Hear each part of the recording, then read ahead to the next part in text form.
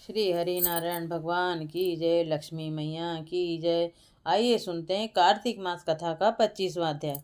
तीर्थ, व्रत और दान आदि के करने से समस्त पाप नष्ट हो जाते हैं, मगर प्रेत योनि में रहने वाले को इसका अधिकार नहीं है। परंतु तुम्हारे दुख को देखकर मैं अत्यंत दुखी हूँ और तुम्हारा दुख दूर किए बिना मुझे संतोष नहीं होता। तुम्हारे पाप बड़े भारी हैं, क्योंकि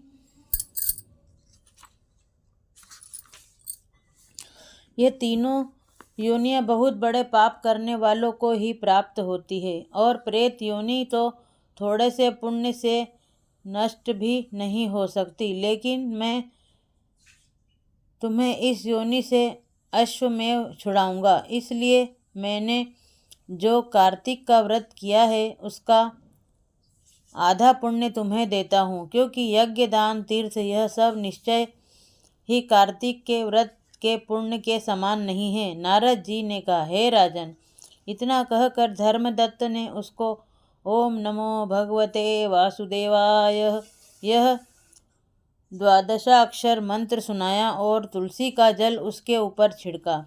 बस फिर क्या था, क्षण भर में वह प्रेत योनि से छूटकर प्रज्वलित शिखा के समान दिव्य रूप धारण करके लक्ष्मी के समान सुंदर हो गई। वह धर्मदत्त को दंडवत प्रणाम करके प्रसन्नता से गदगद होकर बोली, हे ब्राह्मण, आपके आशीर्वाद से मैं इस घोर नरक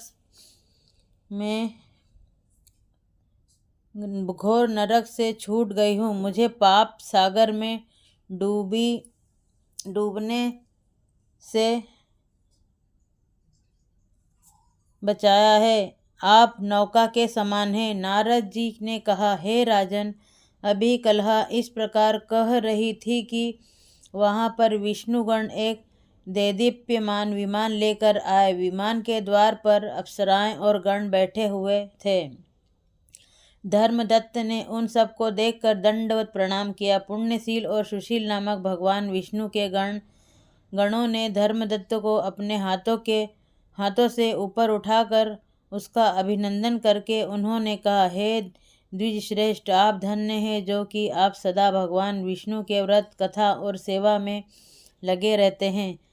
आप सर्वदा दीन दुखियों पर दया करते रहते हैं। आप में जो अपने बाल्यकाल में पवित्र और शुभ कार्तिक व्रत किया था, आपने उसके आधे फल से कलहा के पूर्व जन्म के एकत्रित पाप नष्ट कर दिए हैं। यही नहीं, आपकी कृपा से उसके सैकड़ों जन्म के पाप नष्ट हो गए हैं। आपके जागरण आदि के करने के पुण्य प्रभाव से आकाश मंडल से यह विमान आया है। हे ब्राह्मण, अब हम इसे भांति भांति के भोगों से युक्त वैकुंठ में ले जा रहे हैं। आपके दान पुण्य के प्रभाव से, कार्तिक व्रत या तुलसी पूजा के प्रभाव से यह अब भगवान विष्णु के निकट रहेगी। आप भी इस जन्म के पश्चात अपनी दोनों स्त्रियों सहित वैकुंठ लोक में भगवान विष्णु के समीप रहोगे और मुक्ति प्राप्त करोगे। हे दया सागर, वह मनुष्य धन्य है जो जन्म उन्हीं का फलीभूत है जिन्होंने कि तुम्हारी तरह भगवान विष्णु की भक्ति की है, क्योंकि भगवान विष्णु अपने भक्तों का भला क्या नहीं करते। वह सब कुछ देते हैं। जिन्होंने प्राचीन काल में उत्तानपाद के पुत्र को ध्रुव स्थान में पहुंचाया, जिसके स्मरण मात्र से प्राणियों की सद्गति हो जाती है।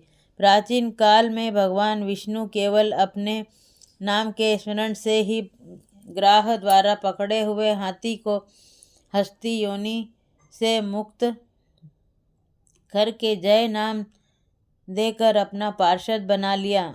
तुमने उसी विष्णु की सेवा की है। इसी से तुम अपनी दोनों स्त्रियों सहित 1000 वर्ष तक विष्णु भगवान के समीप निवास करोगे। जब तुम्हारा पुण्य क्षीण हो जाएगा, तब तुम पृथ्वी पर सूर्यवंश में अपनी दोनों स्त्रियों के साथ दशरथ के नाम से प्रसिद्ध राजा होगे, तथा यह कलहा तुम्हारे आधे पुण्य की भागीदार होने के नाते तुम्हारी तीसरी भार्या होगी। भगवान विष्णु तुम्हारे पुत्र के रूप में तुम्हारे निकट रहेंगे और देवताओं का कार्य करेंगे। भगवान विष्णु को प्रसन्न करने वाले तुम्हारे कार्तिक व्रत से अधिक महत्वपूर्ण यहाँ दान तीर्थ आदि और कोई भी नहीं है। हे दया सागर, तुम धन्य हो, क्योंकि तुमने जगत गुरु भगवान विष्णु को प्रसन्न करने के लिए कार्तिक का व्रत किया है, जिसके आधे पुण्य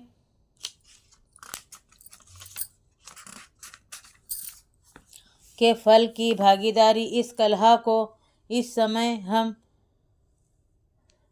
अपने साथ विष्णु लोक ले जा रहे हैं। श्री नारायण भगवान की जय। लक्ष्मी मैया की जय। श्रीमन नारायण नारायण हरि हरि बोलो। नारायण नारायण हरि हरि जपो। नारायण नारायण हरि हरि।